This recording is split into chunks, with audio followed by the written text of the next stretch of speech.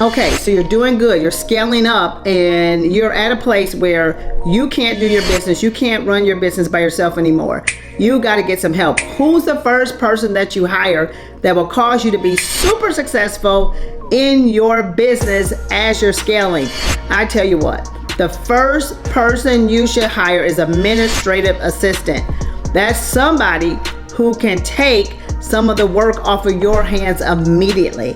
So your administrative assistant may look different from my administrative assistant, but the key is that it's a person who can do some of the work that you would have to do so that you can do the more important work, and that is focus on your creative abilities, focus on goals getting done, focus on really using your skill set, your talents, your gifting, and let them focus on the task things that have to be done to run the business. There's things that got to be done to make this business tick, right? So my administrative assistant, when I hired my first one, it got me from having to do everything. So a big part of my business is being able to have computer skills, being able to understand coding, being able to make web pages. Now you can just buy a web page, but when we first started, it wasn't that kind of thing. You had to hire a web developer and you had to have somebody do your funnels for you. I still do sales funnels and sales pages and all that kind of stuff, and set up things in your Shopify store and your PayPal and all that kind of stuff. So either you're going to be hiring a bunch of different people to do those kind of things, or you can hire a person with that kind of skill set that could set those things up for you. Real important. So administrative assistant for me was somebody with those skill sets. Your administrative assistant, say you're a doctor, then your administrative assistant may be someone who can check on patients, make calls for you, do bill collecting, all right? Say you're an artist, then your administrative assistant may be somebody who gets you booked, gets you studio time. If you're a music artist, or watches out for your schedule, your tour, where you're going to be singing, performing, or whatever it is. So it's different fields, different people I work with. These are different kind of clients that I have. But the first person that they all need is somebody to help lift the burden off of them. Administrative assistant. Every single business, it looks different, all right? So you may be someone who's fulfilling contracts and you got to fulfill all 10 of them. Your first administrative person may be somebody who could take 5 of them and fulfill them, and you do 5, all right? So it looks different for everybody, but get that person. Make sure, this is the thing, get somebody who has skills that you don't. Okay? Because a lot of times we're scared to get people who are super skilled or whatever. I am happy that my administrative assistant, and I have 13 now, okay, 13 different people in different departments and all that kind of stuff. It's grown. But I'm saying that all those different people have skills that I don't.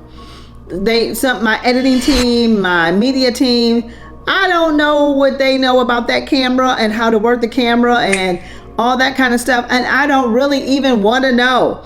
I know enough to know what I want it to look like, how I want it to come out like, and what I want to look like. So I give them that vision and they make it come to pass. I don't need to know all that. I have my, so that's my marketing team. I have my social media team. And I know a lot about social media. I'm pretty doggone good at that. I've grown my social media to a pretty great place.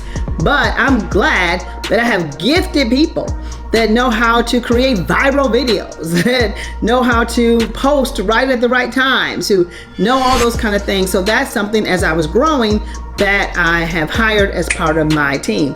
All right. So the first person is the person that's going to lift the burden off of you, that's going to make life easier for you, that's going to let you enjoy the business that you started, that's going to let you be able to have your creative outlet and give you some free time to be able to think, to ponder, to dream. Because if the visionary is burned out, then we have no business. All right.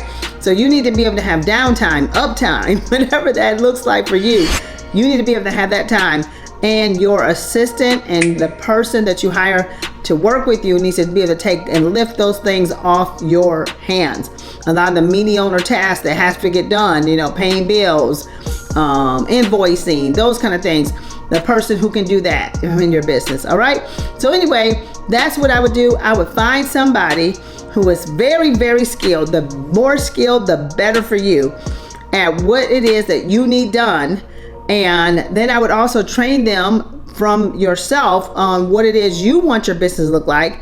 Be in tune with them. Don't hire somebody you never talk to them. And you can get virtual assistants, virtual administrations. You can hire people from different countries and all that kind of stuff. And I use all those methods, but I also have someone who can understand me completely, and I can understand them completely, that they can get my vision and they can really help me pull this vision to pass. Also, I would get somebody intelligent enough to understand not just their work, but your work, so that you can bounce ideas off of them and they can give you good feedback. I think feedback is important to life. Feedback is important to manifestation, and feedback is so important to growing a business. I'm telling you, that's a secret sauce. Feedback. Your customers will tell you what they want to buy. They'll tell you what workshops they want you to do. They'll tell you what they want you to speak on. They'll tell you if what you just did sucked, or if what you just did just was out the gate, like you just blew it out the water. They will let you know. That's called feedback.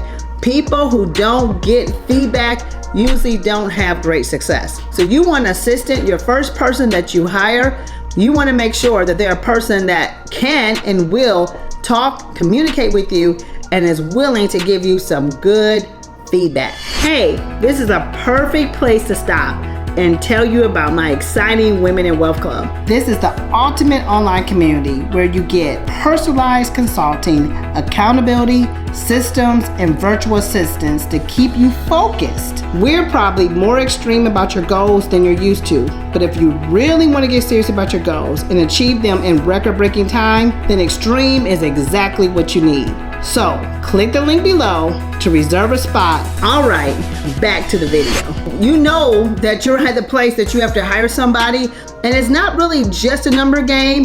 It could be like, when you can set a goal, when I get 6 figures, I'm going to hire somebody. When I get to my first million, I'm going to hire somebody. Some people grow all the way up to $1 million business before they hire anybody. I have a couple clients that have done that, have grew to, just shy of $1 million, like 700, 800,000. And they're like, okay, now I need someone.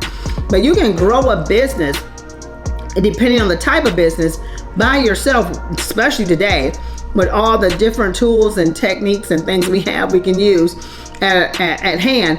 But when you know that you need somebody else is when you're getting overwhelmed and you're actually starting to lose business, because you can't even do the business because you're trying to do too many things. Okay? So as soon as you see that, a lot of times our growth is dependent upon getting help. That the next level is just one person away. Okay? So when you're feeling overwhelmed, when you're feeling like there's a lot of holes that you can't fill in, a lot of gaps that you can't complete, when you're getting behind, then that's when you say, oh my goodness, let me get somebody else so that we can keep growing this thing. When you do get this first person that you hire, and the second, and the third, and the fourth, because when you're growing and you're expanding, you're going to hire more than one person. But when you get those people and you bring them on to work with you in your business, with your company, it's so important that you remain a visionary, that you consistently share and talk with your point person about your vision.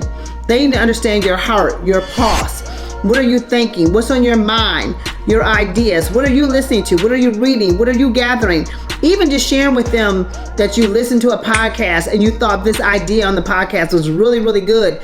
Sharing that with your CEOs or your leaders or your people, your head administrators or your head of marketing. Sharing your vision of what you're getting out of life, what you're seeing, what you're attuning to, what you're feeling right now is in sync with where you want to go.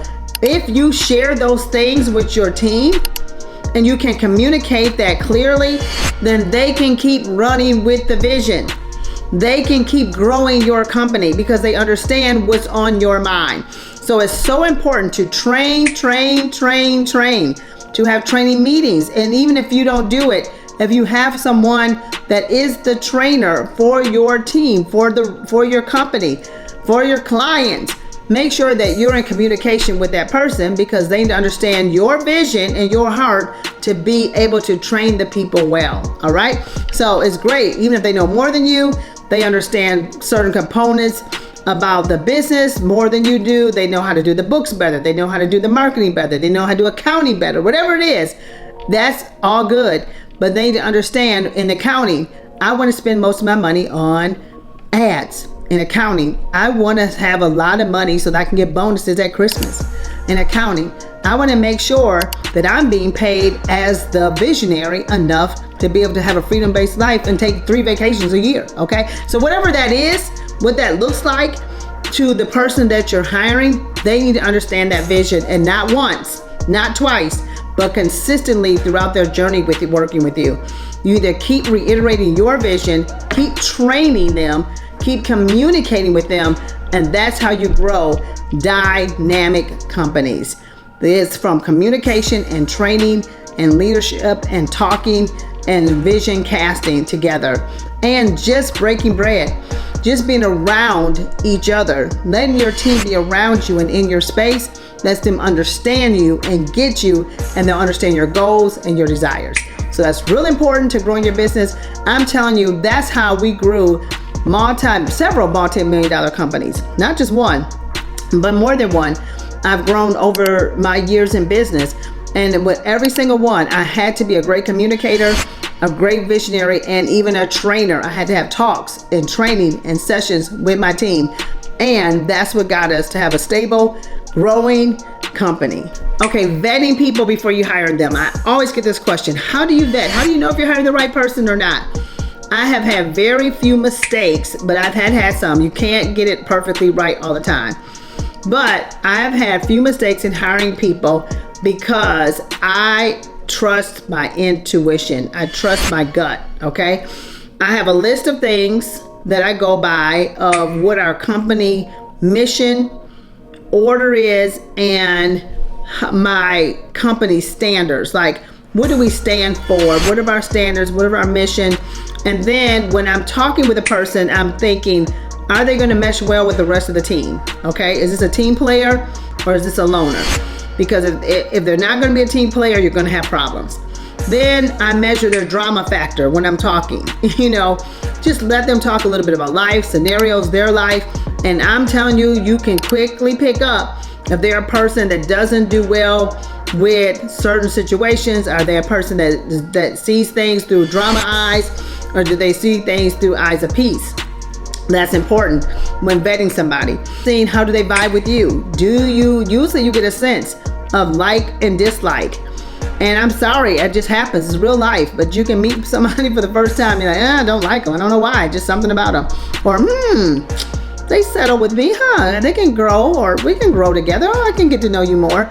Don't deny those feelings, okay? So there's been times when everything in me has said, that's the only times I've gone wrong. When everything in me is like, I don't know. They seem perfect. They said all the right things. They can do all the right things. They seem like an expert at everything. They're perfect. And they have this track record, their resume. Oh my God, it's amazing. And then I go sit by myself and I'm like, something's not right. You go check them out. You go do some little investigation and everything comes out right. It still doesn't seem right. Then I'll let someone else, you go and maybe bounce it off of your team, or you're going to bounce it off of another person, and they're like, oh no, they'll be great. Lo and behold, 6 months later, you find out what you thought was right. There's something wrong. They don't fit well with the team. They're high drama, that kind of thing. Need too many days off, problematic, or whatever. So usually I hit it right when I'm like, wow, this person gels me. Wow, I like what they're saying. Wow, I like their countenance. Wow, I like the way they're dressed. Don't negate dressing and what you look like when you're interviewing, when you're talking. Make sure that you kind of study the company culture, study the person that's I even do this now for contracts. When I'm talking to somebody and they want to just have a VIP day with me, and we're just kind of talking, they're talking with my team. We're vetting each other. They're trying to make sure I'm the one they want to pay their money to, and I'm making sure you're the one I want to help. So, I'm just saying that in those situations, you want to make sure that you do your homework. All right. I worked with some pretty VIP major clients, and one of my clients that I worked with, they lived in another state. They had a thriving company, some major things going on.